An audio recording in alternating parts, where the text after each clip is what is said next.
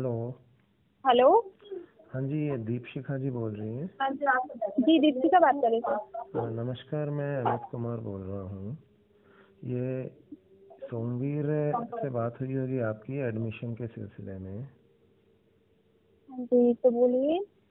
हाँ, तो एक्चुअली क्या है कि वो हमारे ग्रुप में है और हमारे 7-8 कैंडिडेट हैं, एक नहीं है एक्चुअली, है ना। तो उसी संबंध में बात हुई तो उसने भी बताया कि भाई अपन को यूपी गवर्नमेंट के जो सेंट्रल कोटा है, हाँ जी। मतलब सेंट्रल गवर्नमेंट का नॉमिनी का, यूपी गवर्नमेंट का जो नॉमिनी कोटा बताया है, सेंट्रल गवर्नमेंट नॉमिनी सीट होती है। सेंट्रल गवर्नमेंट नॉमिनी सीट, तो उस पे एडमिशन आपके थ्रू हो सकता है।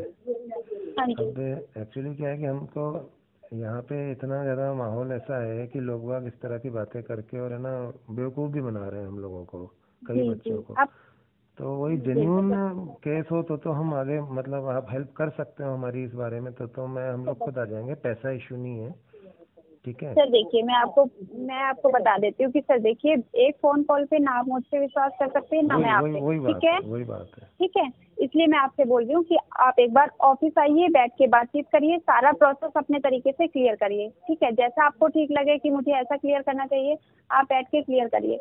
अगर मीटिंग के बाद आपको लगता है कि हाँ मुझे एडमिशन कराना चाहिए, ये लोग जेन्युइन है, तब आप आगे एडमिशन के लिए आगे बढ़िएगा, अदरवाइज वहीं पे स्टॉप कर दीजिएगा, है ना।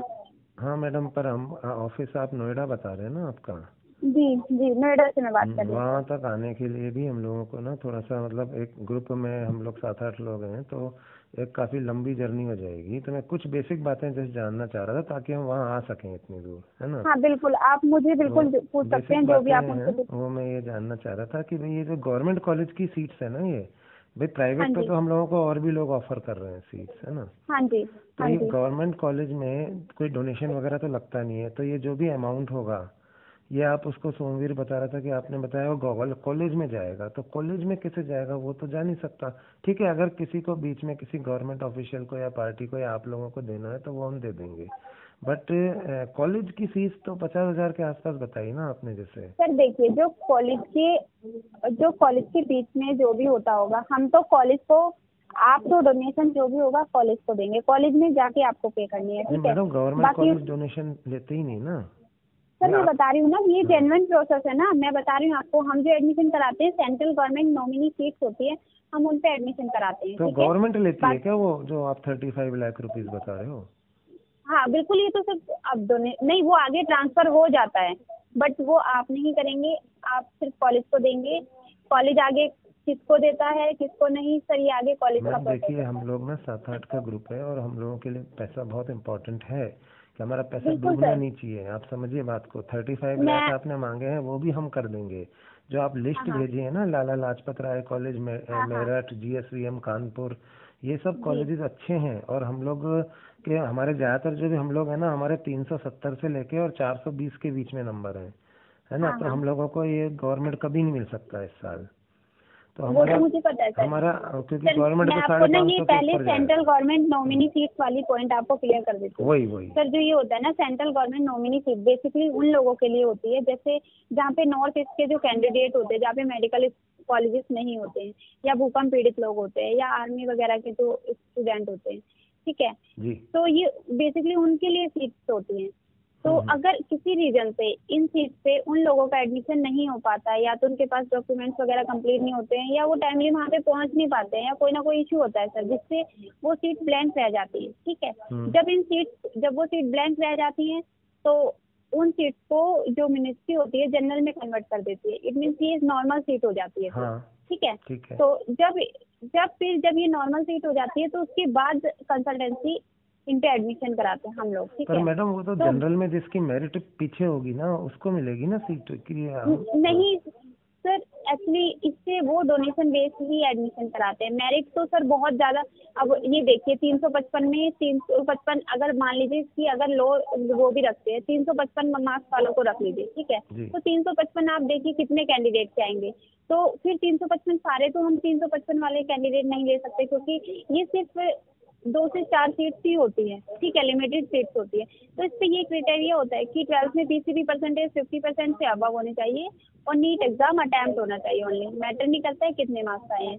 तो ये सब सारी चीजें जब क्लियर हो जाती हैं, क्योंकि सर ठीक है, क्योंकि सर इन सीट्स ये बेसिकली उनके लिए होती है कि जो डोनेशन देगा सबसे पहले उसका एडमिशन हो जाएगा। ठीक है, मार्क्स किसके कितने आए हैं, क्योंकि 355 तो दुनिया में पता नहीं कितने सारे लोगों के आए होंगे, तो हम किसी को तो ये सीट अलॉट नहीं कर सकते ना जी। इसलिए। पर मैडम मेरा पॉइंट ये था कि जैसे मान लीजिए यूपी की जो जनरल की काउंसलिंग है ना, वो 510 नंबर पे जनरल की सारी सीट लास्ट सीट भर गई। ठीक है, हाँ जी, हाँ तो जी। जो 509 वाला है वो वेटिंग में है। ठीक है, उसको तो वो सेकंड काउंसलिंग के लिए वेट करेगा ना सर, जितनी उन्होंने कट ऑफ निकाली है वो तो उसी हिसाब से देंगे। सेकंड फर्स्ट काउंसलिंग के बाद दे देंगे कि लास्ट काउंसलिंग के बाद देंगे? सर हमारा काउंसलिंग से कोई मतलब नहीं होता है, हमें तो जो सबसे पहले हमें पैसा दे देगा हमारे लिए वो सीट फुलफिल हो जाएगी, क्योंकि काउंसलिंग तो सिर्फ जो उन्होंने कट ऑफ निकाली उन्हीं के अकॉर्डिंग काउंसलिंग होगी। काउंसलिंग ना हम पर मैडम जैसे आप बताए ना कि है ना, जो ये सीटें जनरल में चली जाती हैं, है ना? हाँ जी, वो तो मेरे को पता है, क्योंकि हमारे एक बच्चे का है ना लास्ट ईयर इसी तरह से हुआ भी था कि जनरल में सीट आ गई थी और उसका वेटिंग क्लियर हो गया था, है ना? पर इस समय समस्या ये है कि आप जैसे कह रहे हैं कि वो सीट जनरल में जाएगी, तो मान लीजिए लास्ट काउंसलिंग के बाद जनरल की 510 पे आखिरी एमबीबीएस की सीट भर गई।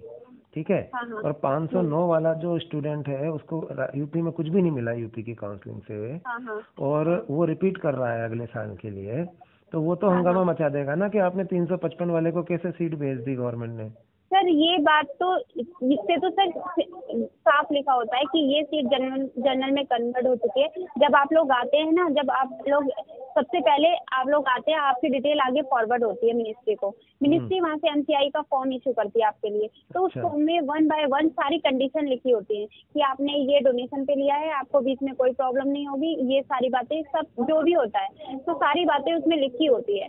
मतलब आप ये कह रहे हैं कि जो अपन डोनेशन दे रहे हैं ये पैसा पूरा मिनिस्ट्री में जाएगा?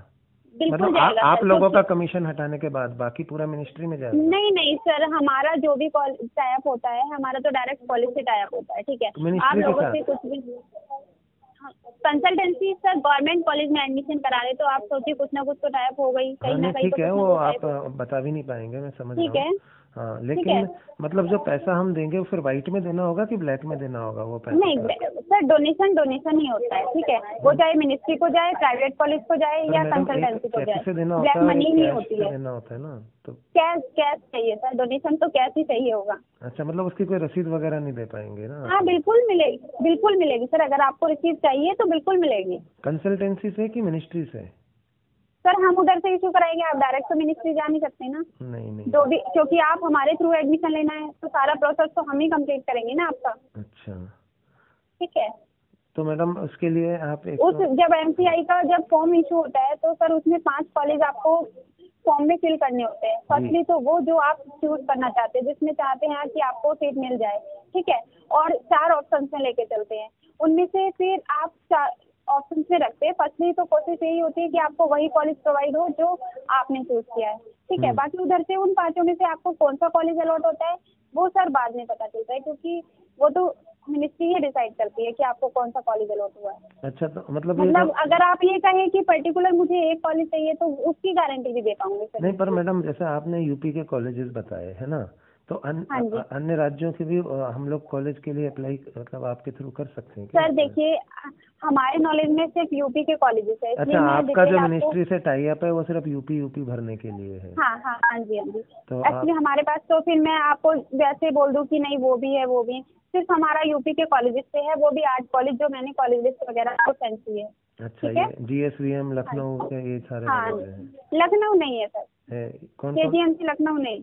कौन से हैं? एक तो आपको आगरा में है सरोजनी नायडू, मेरठ में लाला लाजपत राय, कानपुर में GSVM, गोरखपुर में BRD, काफी कॉलेज है, 8 कॉलेज है। अच्छा, तो मैडम इसमें कितनी सीटें होंगी इस तरह से? तो एक दो ही होंगी हर कॉलेज में सर? हाँ वही 2 से 4 सीट होती है हद से हद। तो वैसे तो 2 या 3 या 4। जैसे हमारे तो 8 कैंडिडेट हैं, तो इतनी सीटें हो जाएंगी? तो सर सबको एक कॉलेज नहीं मिल पाएगा। हाँ, नहीं कॉलेज अलग अलग हो पर 8-10। हाँ बिल्कुल। तो क्योंकि सर अगर आप सोचे कि एक कॉलेज मिल जाएगा तो वो नहीं मिलता। नहीं। अच्छा, जो भी गवर्नमेंट कॉलेज ये जो 8-10 सीटें हैं। और सर मेन बात की हमें करंट सेशन के स्टूडेंट चाहिए 15, 16, 17 के। अगर इससे ज्यादा मतलब जिन्होंने 15, 16, 17 में जिन्होंने 12 पास किया हो सिर्फ वही कैंडिडेट चलेंगे। हाँ मतलब या तो इस साल किया हो या पिछले 2 सालों में किया हो। हाँ 15 तक भी किया हो ना सर, कोई इशू नहीं है। अच्छा मैडम, ये जो पैसे आपने बताया इसमें कोई नेगोशिएशन, कोई कमी वगैरह हाँ हाँ सामने, बिल्कुल हो जाएगा सर, वो तो बिल्कुल हो सामने जाएगा। टेबल पे बैठ के ही हो पाएगी ना। बिल्कुल सर, बिल्कुल ये सारी बातें सर एक फोन कॉल पे ना ही मैं बता पाऊंगी ना ही आप समझ पाएंगे। कोई ठीक है, बात नहीं मैडम, मैं वो लड़के को बोल आप दूंगा। आप वैसे हाँ जी। वो सॉरी किसके किसके थ्रू आपको नंबर मिला? तो सोमवीर ने दिया था नंबर, आपकी बात। ये हाँ सोनाली के वो हाँ, वो भाई है उसका। सोनाली का भाई, हाँ जी हाँ जी ठीक है। तो वो बोला कि आप, क्योंकि वो लोग समझते नहीं है, बोले कि आप कंफर्म करके बताओ, यदि बात हाँ में दम हाँ लगेगा। मतलब मैं हाँ थोड़ा समझता ज्यादा हूँ ना, तो उन्होंने कहा कि आप हाँ पूछ लो, यदि इतनी दूर जाए और फिर पता चला कि कुछ नहीं क्या है मैडम, बिल्कुल बहुत से लोग ऐसे पैसे लेके भी निकल जाते हैं और फिर हमें ना बिल्कुल सर, बिल्कुल सही सर। मैं तो आपसे यही बोल रही हूँ कि आप आके बैठ के बातचीत करिए।